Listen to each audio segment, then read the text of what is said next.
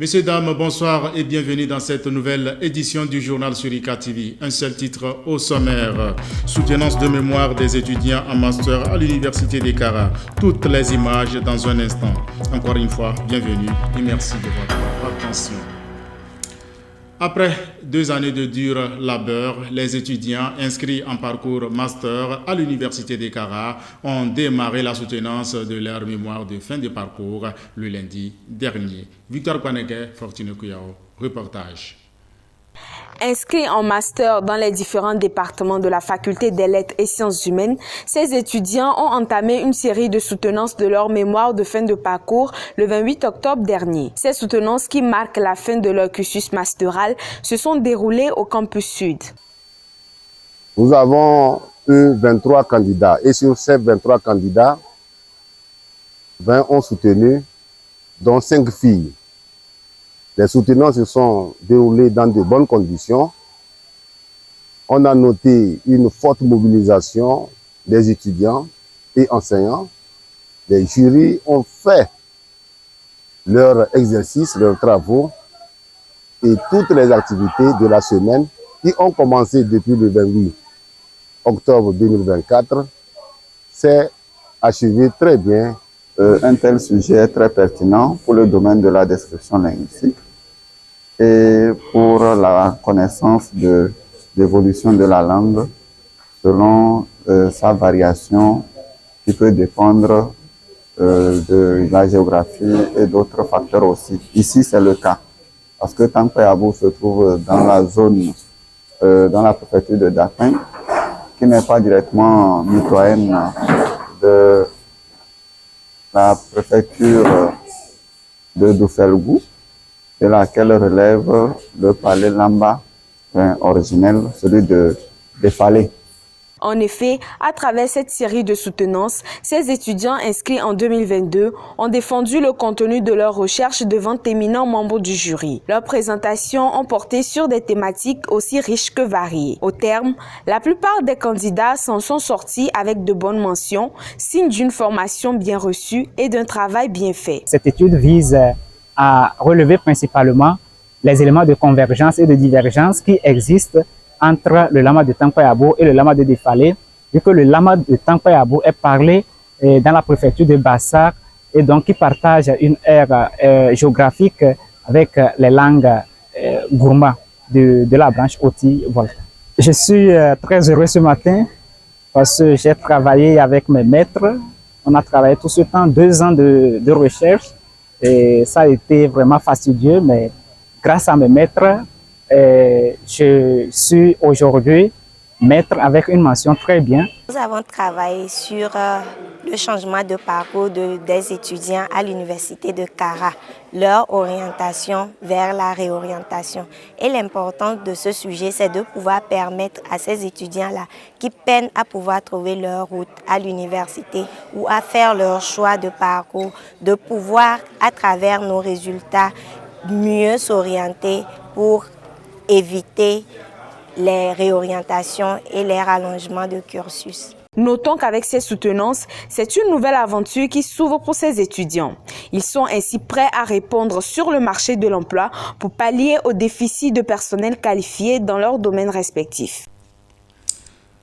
Restons toujours dans la même dynamique de soutenance avec celle des étudiants en master professionnel en planification du développement. Ces soutenances se sont déroulées hier au campus Nord. Jean-Patika Lenda-Lokwacha, reportage. Voici les étudiants de la 5e promotion en master planification du développement formés à l'université de Kara.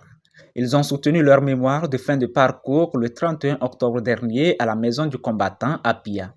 C'était en présence des autorités civiles et militaires. Chacun a travaillé sur un sujet qui est cadre avec son domaine. Et les premiers retours des jurys, c'est que nous avons des mémoires de très bonne facture. Et c'est l'occasion alors pour moi de remercier les autorités universitaires et le décanat pour le soutien au programme dont je suis le responsable pédagogique. Et nous avons eu le privilège de siéger aux côtés des enseignants-chercheurs de l'Université de Kara dans les différents jurys de cette 5e promotion. Promotion au sein de laquelle on retrouve 2 commissaires de police qui ont été envoyés par la hiérarchie du ministère de la Sécurité et de la Protection civile pour les besoins de renforcement de leurs capacités. Nous avons suivi des soutenances de très bonne qualité. Les 2 ayant choisi de travailler en étroite collaboration avec l'université de Kara, ayant choisi de travailler sur la problématique du terrorisme. Donc nous avons eu beaucoup de plaisir à suivre ces exposés et nous pensons que c'est un grand apport pour le gouvernement et les autorités du ministère de la Sécurité et de la Protection civile. Inscrite au cours de l'année académique 2022-2023, cette 5e cohorte est constituée d'étudiants non fonctionnaires et des fonctionnaires issus des ministères et du secteur privé. Ainsi, au cours de cette dernière étape de leur cursus, ces lauréats ont tour à tour défendu leur mémoire avec brio. C'est une très grande joie pour moi d'avoir pu soutenir mon mémoire de master parce que déjà ce n'est pas assez facile de rédiger un mémoire et pouvoir le soutenir devant un jury qui va vous faire ses recommandations pour améliorer la qualité du travail. Donc je peux dire que c'est une très grande joie pour moi d'avoir pu finir. Nous pouvons dire que ça n'a quand même pas été une chose aisée, d'autant plus qu'il faut veiller pour pouvoir maîtriser, valider les cours. Il faut se donner, se sacrifier. Il y a des exercices à rendre, attendre, des évaluations à faire. Mais en gros, ça s'est bien passé par la grâce de Dieu. Rappelons que ces impétrants sont désormais des spécialistes en suivi-évaluation et en planification, capables de booster le développement des secteurs d'activité qui les incombent. Présenter l'état d'avancement de leur projet de recherche. C'était l'objectif des points de thèse initiés à l'endroit des doctorants, membres du laboratoire des sciences agronomiques et appliquées, l'ASABA. Jean Katika, Linda Lopacha, reportage. Ils sont des doctorants, membres du laboratoire des sciences agronomiques et biologiques appliquées, l'ASABA. Ils étaient en séance de présentation de leur point de thèse le lundi dernier au campus Nord. Cette activité s'est déroulée en présentiel et en distanciel. Le point de thèse, c'est une activité qui permet d'évaluer l'avancée des étudiants, à quel stade ils en sont et qu'est-ce qu'il leur reste à faire pour finir les thèses. Est-ce qu'ils peuvent finir en 3 ans ou ils doivent demander une prorogation pour aller à 4 ans? Est-ce qu'on peut reformuler leurs sujets?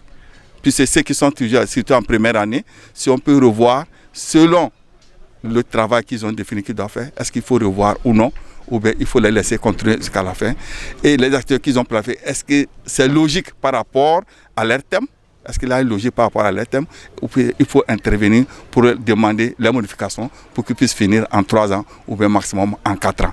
Donc ça fait que nos sujets varient de l'agronomie jusqu'à la nutrition ou à la biologie des animaux et des végétaux. Ce point de thèse, il y a 2 catégories d'étudiants, ceux qui ont juste fait une année, ceux qui sont dans la 2e année et ceux qui sont dans la 3e année. Nous sommes rassurés quant à l'heureux aboutissement de tous ces travaux qui sont en cours sur des thèmes très très variés. Pour le moment, il y a sciences agronomiques et il y a aussi nutrition. Ces candidats sont issus du département des sciences de la vie et de la terre, de la faculté des sciences et techniques, puis de l'Institut supérieur des métiers de l'agriculture. Leurs présentations ont porté sur des thématiques jugées bénéfiques par les jurys. À la suite des différentes présentations, tout en apportant leurs recommandations, les membres du jury ont apporté leur touche et apprécié le travail effectué par ces candidats. C'est un exercice pour nous les doctorants de présenter l'état d'avancement de nos travaux. Et pour moi, c'est la 2e fois de présenter l'état d'avancement de mon travail. Au cours de cette 2e année, j'ai eu vraiment, c'était des challenges où j'ai eu vraiment essayé d'avancer majoritairement dans mon travail. C'est vrai, il y a eu des difficultés, mais bon, avec les efforts que nous avons menés, nous sommes arrivés là où nous sommes. Nous comptons quand même avec ce que nous avons présenté, avec l'état d'avancement, nous pensons que nous pourrons finir dans le temps imparti. J'ai commencé mes activités dans la région de la Kara, plus précisément dans la préfecture de Dufergou, où j'ai enquêté quelques femmes allaitantes. En dehors de la préfecture de Dufergou, je vais effectuer également les mêmes travaux dans la région des Savanes, dans quelques préfectures dans la dite région. Rappelons que ces doctorants étaient au total 15 à se prêter à cet exercice qui est un prélude à la soutenance de leur thèse de doctorat dans quelques mois. D'un laboratoire à un autre, cette fois-ci, c'est celui du pôle de recherche et d'expertise sur la dynamique des espaces et des sociétés PREDES qui a organisé un café littéraire le 30 octobre dernier. Les détails avec Victoire Paneke, Modeste Dawat. La problématique de l'eau potable en Afrique subsaharienne était au cœur d'un café scientifique organisé par le laboratoire Pôle de recherche et d'expertise sur la dynamique des espaces et des sociétés PREDES. Enseignants, chercheurs et étudiants ont honoré de leur présence cette séance. Pour que le laboratoire soit dynamique, il faut de temps à autre faire des activités. Sinon, il y a un temps qui va passer et vous n'allez rien faire. Donc, il faut toujours vous imposer un rythme de travail et donc ça nous oblige chaque année au moins à faire un café scientifique. Nous avons 2 étudiants en thèse qui travaillent sur le même sujet et je crois que ces étudiants ont été bien servis. Et l'intérêt pour nous, c'est qu'après cette conférence, ils vont travailler avec lui, ils vont mettre en contact et ça permet d'avancer très vite sur leur sujet. Il va leur montrer beaucoup de choses, sa thèse et puis les articles, et comment est-ce qu'il a pu rédiger sa thèse. Et je crois que pour nous, c'est très bénéfique au laboratoire. C'est un problème réel. Dans les États de l'Afrique subsaharienne, l'accès à l'eau potable est encore un problème. J'ai essayé de faire une comparaison par rapport donc, à d'autres régions du monde. Et on est parti du constat que l'Afrique subsaharienne est la région du monde où ce problème est encore assez imminent.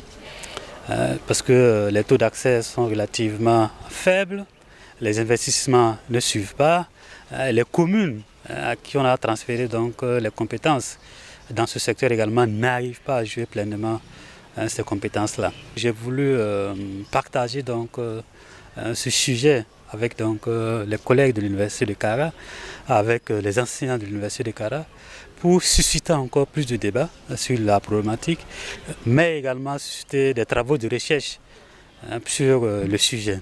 En effet, à travers sa communication, le conférencier a retracé, situé et informé le public sur les raisons qui expliquent les difficultés d'accès à l'eau potable et en grande quantité dans nos localités. Ainsi, cette séance s'est déroulée dans une atmosphère d'échange et de partage, aboutissant à des réponses concrètes sur l'approvisionnement en eau potable et en grande quantité. La conférence, elle a été vraiment au rendez-vous, et parce que, étant doctorant donc, au département de géographie, et travaillant sur la même thématique, c'était vraiment un défi à relever. Et nous considérons donc le conférencier comme un devancier, un patron. Et toute sa conférence nous a édifiés, nous a donné donc des éléments et, pour approfondir aussi nos connaissances sur donc, la thématique. On retient que la problématique de l'eau représente un enjeu majeur dans nos villes et c'est vraiment un défi à relever. Et le conférencier M. Draman a souligné la faible implication de la femme au cœur des thématiques de l'accès à l'eau.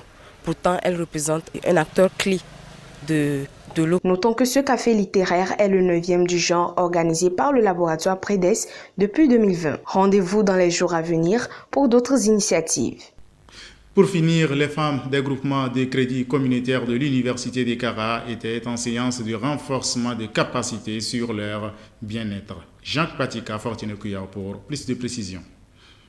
Une vingtaine de femmes, membres des groupements de crédit communautaire de l'Université de Kara, G2CIK, ont pris part à un renforcement de capacité sur la problématique des grossesses indésirées et des avortements clandestins. Cette activité, qui s'est déroulée le 28 octobre dernier, a été conjointement initiée par le programme Campus Citoyen PDC et l'Association togolaise pour le bien-être familial ATBF, Antenne Grand Nord. Ces participantes aujourd'hui sont comme des vecteurs, des messagers qui, au retour, au sein de leur groupement, vont travailler à la sensibilisation des autres membres. Nous avons choisi les femmes du projet Campus Citoyen parce que la femme est au cœur de la vie humaine. La femme, elles sont elles-mêmes victimes des grossesses indésirées et des avortements clandestins. Les femmes elles-mêmes, quand les jeunes filles tombent enceintes, elles sont les mamans, c'est elles que ces jeunes se confient premièrement. Et parfois, c'est par elles que les conseils sortent pour orienter les jeunes filles vers les avortements clandestins. À travers les différents modules développés, ces femmes ont été outillées sur les questions de santé sexuelle et reproductive. L'espacement des naissances, les méthodes contraceptives et l'éducation sexuelle des jeunes sont entre autres les points abordés au cours de la rencontre.